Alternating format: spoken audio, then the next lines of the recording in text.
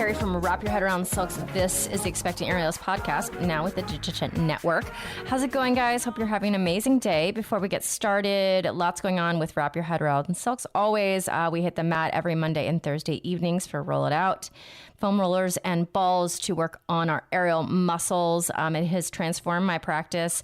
I get to know you through Zoom, and it's a really great way to maintain yourself. It is affordable, and I get to spend time with you guys. Would love to have you there. Also, I have a beginner to intermediate comprehensive course. If you're one of those people who doesn't really have the time to be in class constantly and you kind of lose parts of your vocabulary, parts of your practice, it's a great way to have a lifetime access to like a whole digital library of all that stuff. So love to have you there. Aerial rehab, the meant to be the bridge between PT and your aerial class to get you back from pregnancy, surgery, or just being injured. All right, guys. Today we have Renee Annie Lou Pratt. She comes to us from Australia. She has 2 kids. She is an aerial hobbyist. And we talk about her having the kids. Her second, she had a NICU situation with the scare, a cerebral palsy scare, and we talked about being a mom of 2 kids, and then having a job as well. So all that balancing act, plus her birth stories and such. Can't wait for you guys to meet her. Let's get started. Well, hello, everybody. My name is Renee. I go by Annie Lou when I'm on stage. I'm coming from Australia, Sydney in specifics. I am a mum. I have 2 children. My first one, Austin, is 4.5, and my second, Lara, has just turned 2. So I definitely have my hands very full with those 2. I have been doing aerials now for 7 years. Currently, I am doing hammock or aerial sling. That's my go-to apparatus. I've sort of dabbled in a bit of other apparatuses, but I think hammock is the one that I've been stuck with for the longest. Nice. 7 years. So before you had the kids. Yes. So 7 years ago, I was leading the most chaotic life. I was studying, I was planning my wedding, and I was moving out of home for the first time. So everything was very crazy. And then at the exact same time, everything finished as well. So we got married, we were living in our house, and I finished my degree. So that had nothing to do. And I can't even remember how I found aerials. I just knew that I worked near a pole studio that offered Lyra. And I knew that I couldn't wait for anybody. You know those things where you're like, I've always wanted to try it, but I need someone to come with me. And I just knew, like, I can't do that. If I want to do it, I just need to go on my own. And I'm so glad that I did. What did you study? So I am a sign language interpreter. So I was studying my diploma of interpreting. Let's go to mom stuff first. So you started your aerial practice. Did you guys decide to start a family, or was that a surprise blessing? No, we did decide. We feel really adult about it. We always knew that we kind of wanted to do things the traditional way. It just worked for us if we were to get married and then eventually have kids. You decided that you guys were going to start a family. Did it take you a long time to get pregnant? No, we actually got very lucky both times. It almost came too easy to us, and I don't really like sharing the stories. I guess I've got so many friends that have gone through IVF, or people that just took a bit longer to get there. Right. My husband was quite disappointed with how quickly it happened. Okay, so it didn't take very long. How was that first pregnancy? Really good. I really enjoyed, I don't know that I enjoyed being pregnant. I handled being pregnant really well. Okay. I had maybe like morning sicknesses started from about 7 or 8 weeks and then finished at exactly 12 weeks. I did find that I stopped training really early in the first one. I just found being up in the air made me quite sick. So I probably only got to maybe 14 or 15 weeks training. And I remember going to a showcase when I was 40 weeks pregnant and jumping up on a trapeze and everyone freaking out, being like, get off that trapeze, you cannot have a baby. But yeah, we moved into our brand new home 5 days before I gave birth as well. Wow. Yeah. So, and it's actually probably better for me, but I like helping. So I like moving and I like doing my own thing. But nobody would let me do anything. Everyone's like, don't carry that box. I'm like, this box has got pillows and cushions in it. Like I can let me carry the box. So I got 5 days of nesting before my first one arrived. Okay, so you know what I love about this is you just listen to your body. I mean, I love that because I think that's what we should be doing because like no one knows our bodies better than us. So you weren't feeling great, so you're like, okay. Absolutely. Did you have any feelings around it, or did you have? There is a commonality amongst the aerial hobbyists that do it and they are very committed, but it's not how they make money. There has been a feeling of like a fear sometimes that is this not going to come back in my life because life takes over. It's not my job and it's not going to, I'm not going to be able to make space for it anymore. It was that, did you have any of those? I definitely had that FOMO when I stopped training. And because, it kind of feels like you've just dropped off and everyone else, of course, is still living their life. Everyone's still training. I had friends that were competing and winning comps, and whereas I wasn't training at all. So I always had those feelings where I'm like, of course I'm so happy for my friends, but I still was sad that I was missing out. So I think that made me want to come back even more. I remember meeting another girl who we have a really nice group of friends that I met in the very first class that I did, and we all have stuck together. And just sort of coming back, and there was a new girl there, and I'm like, who the heck is this new girl? Like, have I been replaced? Like, what? I love her now. I love her now so much. But just thinking like, well, do you guys love me anymore? Like, you just replaced me with another person whose name starts with R. But, you're like, who the fuck is this girl right here? Turns out wasn't the case. She's just another really cool chick. Oh my God, the emotions that happen sometimes. Yes. And do your friends have kids too? Those friends? Yeah, so that very first class that I joined, we all bonded over the music that we listened to and our passions of being aerialists. And we have stayed friends for that whole 7 years, which has been so amazing. How many are there?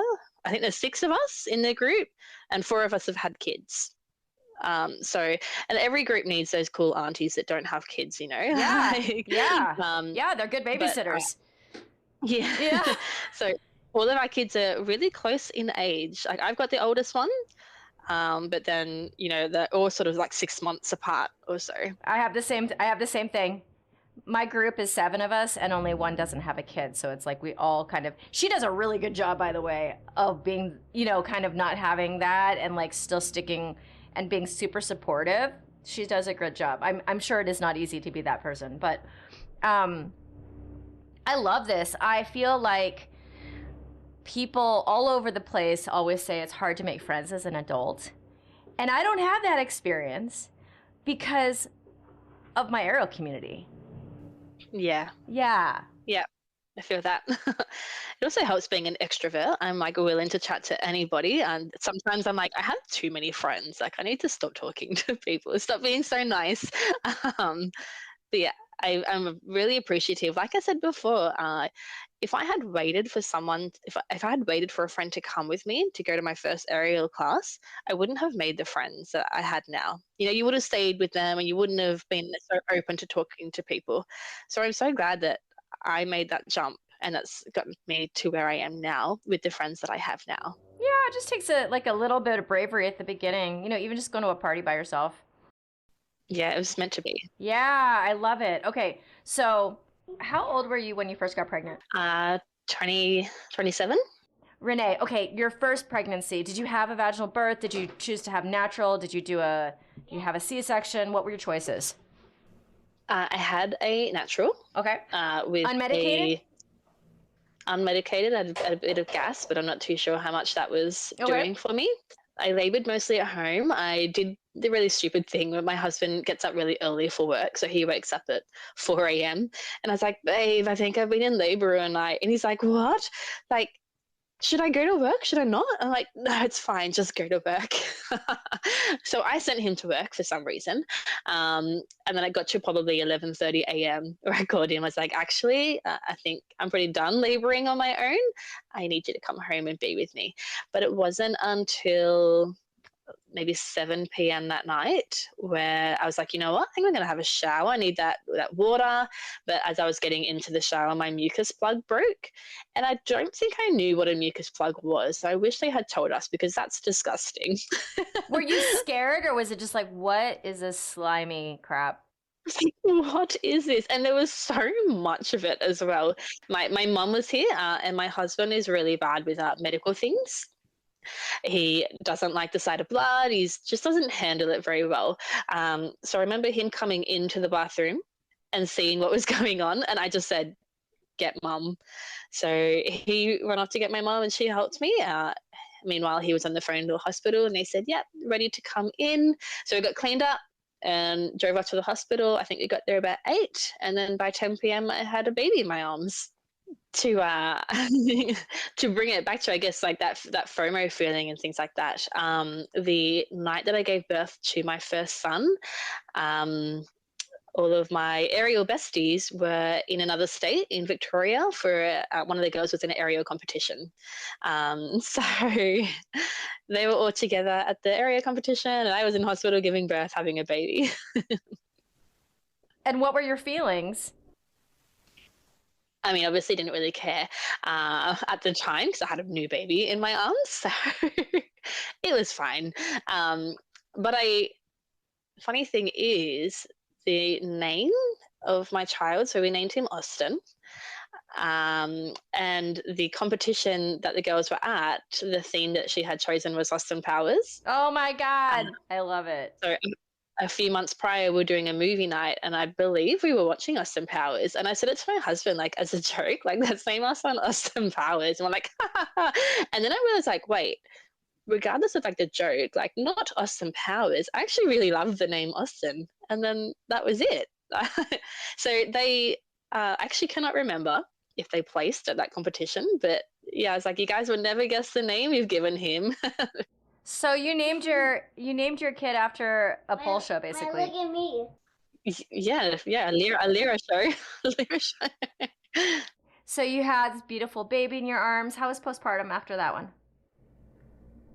Pretty good. I guess being a vaginal birth, I had a small episiotomy. So I was back up on my feet quite quickly. Mm-hmm. Yeah. And any fourth trimester nonsense, like this child won't sleep at all, breastfeeding issues? Again, see, like I was like, I'm going to give breastfeeding a go. If it doesn't work, it doesn't work. You know, it's fine. And it worked like almost too easily. I had too much milk. Oh, you had too much milk. Okay. So, you know, it is not bad to have a great experience because on the podcast, this audience needs to know that, like, have a variety. Yeah, have a variety. It's not all gloom and doom, and it's so hard and it's so emotional. Not always. Yeah, the only tricky thing was that I guess he was born, a few months before COVID happened. So the first few months I had with him was fine. You know, we would just. I'm so lucky that my brother had a baby 5 days after me. Not my brother himself. My sister-in-law had a baby 5 days after me, and then my brother's best friend also had a baby 3 weeks later. So the three of us spent a lot of time together. We picked up another mum friend from our hospital group. So we had a really good sort of support network during those first few weeks. But then when COVID hit and we went into lockdown, that's when the craziness inside me came out. That's when I was like crying and screaming at my husband for stupid things. But before that, it was fine. Wait, when's your first son's birthday? October what? 19. My bean is October 18th. So Look at you. They actually were born on the same day, maybe because you're in Australia and I'm in LA. Yeah. Oh my God, this is so good. So Renee, I know that timing exactly because I went from and I had postpartum issues. I was so anxious and I was in PPD. I had all the stuff. And luckily that was pre-COVID, because if that stuff, I was already back on medication for my depression / anxiety by the time COVID hit. If I had not, oh my God, I'm so scared of what would have happened, because just being isolated plus having postpartum issues is just so I don't know how the women did it who had babies after that time. Yeah, absolutely. During those 2 years that we were really in lockdown. And Australia, what was your lockdown like? Terrible. I'm apparently not a stickler for the rules, being that me and my sister-in-law were going through the same thing at the same time, and we just kept complaining about how crap it was for us to be at home with the baby with no one else to talk to, but our husbands get to go to work, and they're like, yeah, but it's just work. I'm like, yeah, but you at least get to have interactions. So we were like, who gives a shit? I went to her house. I didn't care. I'm like, we're hanging out today. If you've got COVID, then I'm going to get COVID. I don't care. We need to have some adult interactions with each other. They also put in a ban where you couldn't be more than 5 kilometers from your household. Oh, wow. But they only live just down the road, and we've got a park in the middle of us. Oh, there you go. We would pick different playgrounds around our house and be like, meet you there at this time. And then we would rock up. We'd be like, oh my God, I didn't know you were going to be here. So great to see you. And we'll just stay at the park for hours. I mean, the thing is with the partner that does go regular work. Now, I'm not saying that job is easy for any, whatever the job is. But I think the difference and the hard part that is not acknowledged or recognized sometimes is the amount of change a lot of times the mother has to go through. My partner works his ass off. He is such a his work ethic is off the charts. His moral code is off the charts. But all of his jobs, they're the same. And then he added a baby. Whereas my job is not the same. My life is completely different. And that's hard to do, and it's hard not to be acknowledged sometimes. With the added extra hormones and things like that changes you physically and emotionally. Yeah, the physical changes, the societal changes, who you're spending time with, what your day is structured like, everything. It's so much change, and for that not to be super recognized across the board, that was difficult for me. And then we did have rules where if you were an essential worker, you could be outside of that 5 kilometer zone. So I did lie a little bit with my job, and I actually went and picked up my niece. I think it was on Father's Day. We made gifts for both sets of my kids' grandparents and my niece's grandparents, and I just took them for a drive. I was like, let's go. We're going to deliver presents to people because it's Father's Day. I want to give them all gifts, and I think they should be able to see their grandchildren on Father's Day. So we went for a big drive and saw everybody. I was like, it was a really hard time, but I just needed to get out of the house. No, it's a hard time in America over here.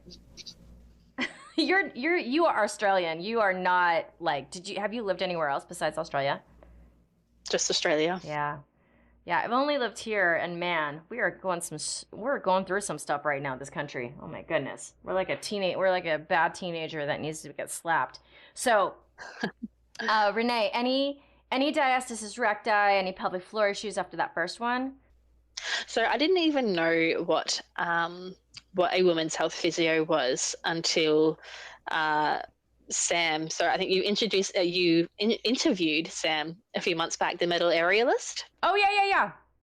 So she was the next one in our group to have a child, and I think she was seeing a women's health physio, and then all the other girls were seeing it. I'm like, oh my gosh, I wish I had known. It would have been really great, because they can, if you go and see them before you get pregnant, they can measure your strength, your pelvic floor strength before you have a baby, and in that way you have goals to get back to after having kids. Yeah.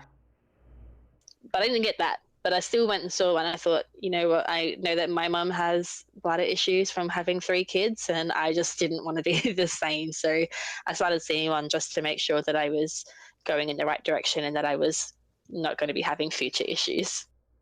Is that common in Australia for it to be covered by insurance and pelvic floor, like pregnant women see the pelvic floor specialist more regularly? It's not under like our free Medicare. Um, so I think if you've got private health insurance, you could get a bit off, but it was still a service that you have to pay for. Okay. It's interesting to hear across the world what's taken care of and what is not. Mm. Okay, so onto decision for baby two. Did you time it out? Like, what was the process there? Yeah, I think so. My husband and I always knew we wanted to have two kids.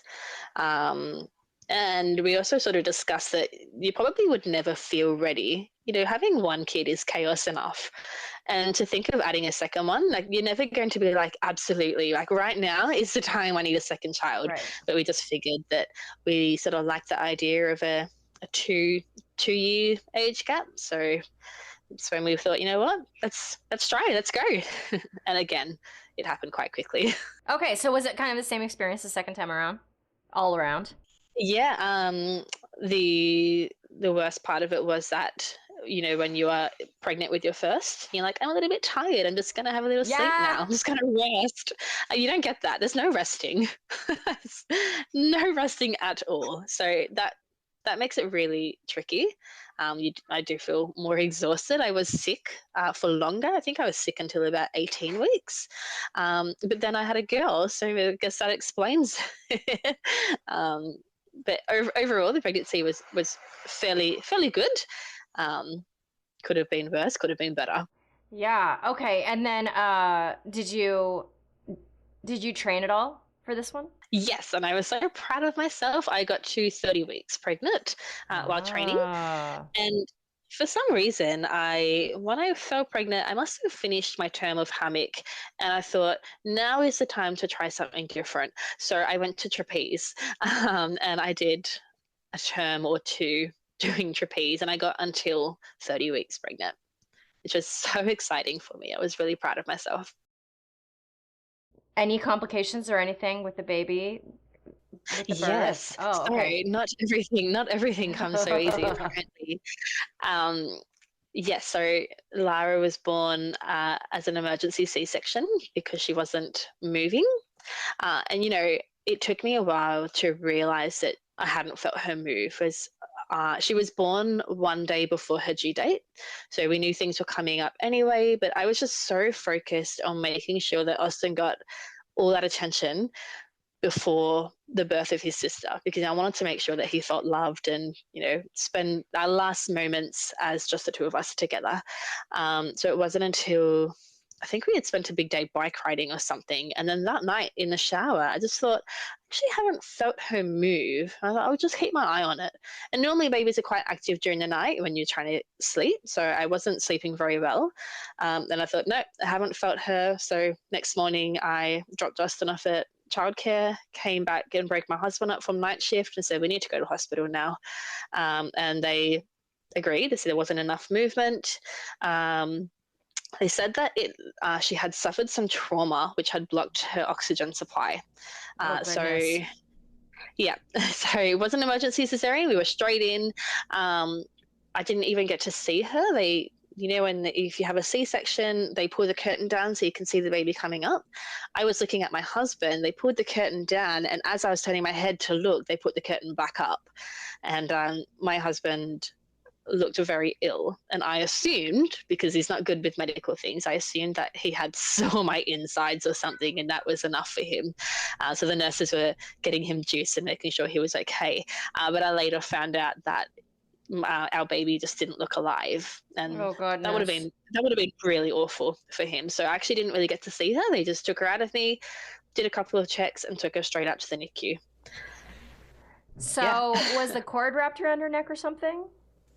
No, so they said that you would never be able to pinpoint what it was, but whether, you know, like I was playing rough with Austin and my belly got hit, or we would never exactly be able to know what it was. Oh my God, that's so scary. Yeah, so I remember it was the weirdest experience, was being wheeled back up to postnatal, and all the nurses, just out of habit, they're like, congratulations. Yeah, I'm like, I haven't could be pregnant for all I know. Like, I haven't even seen my baby. Like, and it was just so weird having so many people say congratulations. I had a girlfriend call me and she's like, have you had the baby yet? And I'm like, I don't know, have I? Like, and it was just, I didn't know how to feel. I didn't know what was happening. My husband went with her to NICU. I think we had her at midday, and finally at 10 p.m. was when they had everything connected to her and they had space to be on my bed so that I could go and see her. So I went a long time without actually being able to see her. Oh my God. And then how long was she in the NICU? Only 8 days. They did something really amazing, which I think was good for us. It was really hard at the time. So they said that she had suffered brain damage due to not getting enough oxygen. So what they were going to do was place her on a cooling mat and bring her body temperature right down. So, you hear those stories of people getting stranded in Antarctica or something for months, but then they are still alive when they're like rescued. So what they do is they bring your body temperature down to a certain point so that your brain is still active, but it doesn't need to look after anything in your body. So she wasn't eating or anything. All they were focused on was keeping her cold so that the brain could go in and fix the brain. So any like damage that it had suffered, they just wanted the brain to spend time to repair itself, which is really interesting. So she spent 3 days being really cold, and then it took another day to warm her back up to her normal body temperature. So 4 days in the NICU, and then I think another 4 days in special care nursery. And then it was, okay, you're good to go home. We really don't know the severity of her brain damage, but they referred us to cerebral palsy because the part of her brain that was damaged was affecting, like it would have affected her movement and things like that. So we got referred there for early intervention. And it took a while before I realized and before I had accepted the facts. I wanted answers now. Like, of course you would. Yeah. What is this going to impact? Like, how severe is it going to be? But it was a waiting game. It was like, we really can't make a diagnosis until closer to 2 because she needs to reach these milestones. We need to see if she's reaching those milestones at the age before we can make a diagnosis. So it was a very different experience. If you've got your first one and they're not walking, it's like, that's fine. They'll do it in their own time. But then your second one, where we know that there's like a history of brain damage, we're like, well, is she not walking because she's never going to walk? So it was a very different experience there, which it takes away the beauty, of raising a child, because there was just always that concern, like, she's not doing this because of this. But for a sad story, I guess, just before she turned 2, she was cleared. She doesn't have cerebral palsy. Oh. So it's been a very long 2 years of early intervention appointments and just waiting. But she's been meeting all her milestones. She's a massive show off. She is a people person. She's so beautiful, and I just so lucky. Like, I know that it was looking back, it was so hard going through that time in NICU, but it was worth it. It worked. It was meant to be. It worked. So yeah. Oh my God. I struggle with anxiety. I cannot imagine the anxiety. Like, I don't have feelings. My whole life I've just been a very kind of person. Motherhood has introduced a couple of feelings to me, but I was very confused, and I didn't know. All I craved was someone that was going through the exact same experience to talk to, but I never found that person. Really? Okay. Even like online? That's what I wanted. Yeah, I probably didn't look hard enough. And I had hoped that maybe at the early intervention place, when we went to Cerebral Palsy, they might have said oh, here's another mother. But I never really got that. So I felt like, people couldn't understand exactly what it was that I was experiencing. We don't have a diagnosis. We don't exactly know what's going on. We're just in no man's land. We've got to wait. And that was really hard, I felt. Oh my goodness, I can imagine. Yeah. One of my friends had twins, and they were premature because a lot of times twins are premature because there's not enough space. And, they were a whole month, if not more, premature. And they spent a lot of time in the NICU. And then also, she was bringing them in for appointments for the first, 5 years of their life just to make sure they're on track. And, this whole idea of like, and yours is different because the bun was in the oven for long enough. There was just other complications, but, that was kind of driven home to me when I was pregnant. Like, you want the child to fully develop inside if you can. Yeah, absolutely. Because that is, that's a whole another level that like I did never have to deal with. Like, she was healthy coming out and then everything's normal, like your first. Yeah. So I sort of think that I like thinking of, things that just, they happen because they're meant to happen. So my first one was just so easy, but it sort of made me a bit stronger in preparations to handle that second birth and that going through her childhood. If that was my first child, I think it would have been such a different experience for me.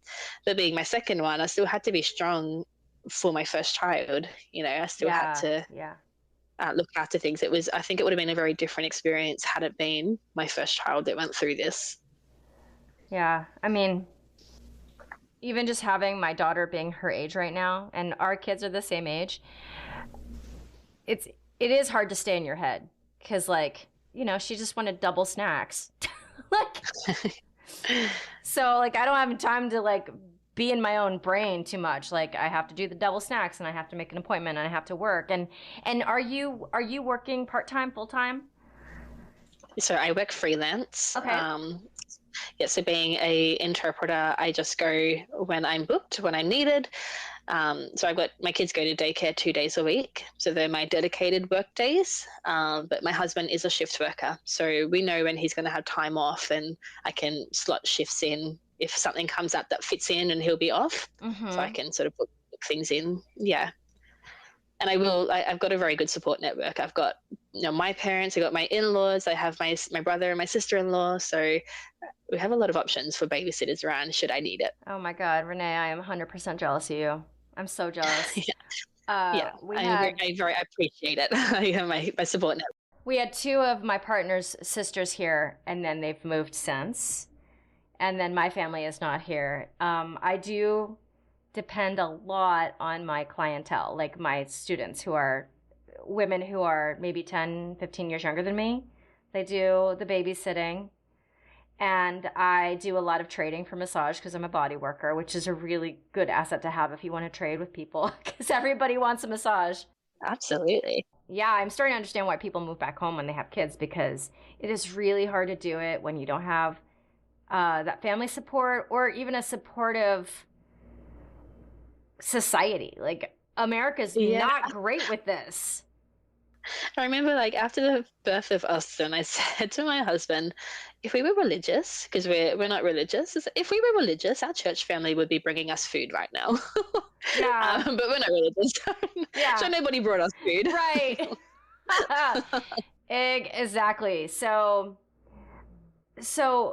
Renee, is there any piece of advice you would give women out there who might be in this position, either with a situation with your daughter or just being a hobbyist, facing the future of 2 young children? Anything you'd like to share? Yeah, well, I actually consulted with my aerial girls when you approached me to ask me to come onto the podcast because I don't feel like a very special person. I'm like, oh, everybody's special. Me. But then they pointed out the fact that, I am different. I chose motherhood for myself, I guess. So, coming back to aerials after my first one, I felt fine. I was able to get my straddles back quite nicely, quite quickly. Coming back the second time after having a cesarean, it has been a much longer road. I'm still not back in we're at 2. I'm still not back to where I was. And I complain and I joke that I have no strength, but I also know that I only commit 1 hour a week at the moment to aerials. Like, that's all I can do. But for me, seeing my friends that are teachers, so they're getting back into it really quickly. They're getting their strength back. I did a little bit of like teacher training, but then I realized that nighttime is when kids become sort of gremlins. And I just felt so guilty leaving my husband, but I also wanted to be home for, I wanted to be home for those family dinners. I wanted to be home for bedtime routine. So it was an easy decision for me to say, like, I don't want to teach because teaching occurs mostly at night. I want to spend this time with my family. So I have accepted that, I am personally probably not going to be as strong as where my other girlfriends are who are committing more time than I am. But I don't want to get rid of that 1 hour. At the moment, my son complains. He's like, I don't want you to go training. And I was like, well, too bad because I want to go. And it's really important for me. Even though class is just 1 hour, I look forward to that 1 hour a week. Like it's priceless to me. Areas has gotten really expensive nowadays, but I am still forking out the money for it because that's where I can go and I don't feel like a mom and I'm just training and I'm just doing something for me. So I think it is really important to sort of listen to how you're feeling internally and finding what works for you, because going back to your same training schedule that you had before kids might not be possible now, but also you may have the best support network that does allow you to go back out. So whatever works for you works, and it's just not the same for everybody. So on the flip side of that, I've said this many times because it brings real feelings up for me. I've got a couple students / clients who only have that when I see them in class is their only time for themselves all week, because they have a gang of kids at home and they have a part-time or full-time job, and they tell me this and I feel so much pressure to make it magical. And people tell me not to worry about it because it's not about that, like what tricks you guys are doing. But I feel it anyway. I'm like, oh my God, this is it. Like, this is the time. And I'm like in charge of your magical 90 minutes. Like, it's a lot of pressure on me, like kind of. We're just appreciative to be away from our family where we don't have to think about double snacks and wiping someone's butt. Just being there and just being like, this is good. This is me time. Yeah, I know. Carrie, it's not about you. And it's different because it's my job. I got, like, this has not happened since she's gone to preschool because she's been getting sick like crazy because she's a COVID baby and she didn't go to school until she was 4. So we've been doing that first 6 months of her barely being exposed to all these germs. And yesterday was the first time she went to preschool. She was healthy. And then I got asked to sub and I was able to work the whole time she was in preschool. And I was like, oh, this is so magic. I love this because I want to work more. Like, yeah, I want to work more and I'm not always able to. And it's kind of a point of contention when like, my partner's a musician, and so the weekend nights he's working, and I'm like, well, I want to work too. It's hard. Yeah, definitely. I value working, and I'm excited for school. They can go to school for 5 days, and I can work a little bit more. I think it's nice when you have a job that you love doing as well. It means that you want to go back to work and I try and tell my son, because he always questions, like, why I do these things. Like, why do you leave us? Why do you leave us, Mom? I thought you loved me. Yeah. Oh, like, yeah. Mine will drop that. You don't love me anymore. I was like, oh, my God. It's so dramatic. I'm going to work because I love you. Because, like, then I leave you for a little while and I come back and I'm like, oh, my God, Austin, I missed you so much. And I just love you so much. But if I never left you, then I probably wouldn't be the biggest fan of you. I'd be like, Austin, you're really annoying. Go away. Renee, did we do the piece of advice or did we completely skip that?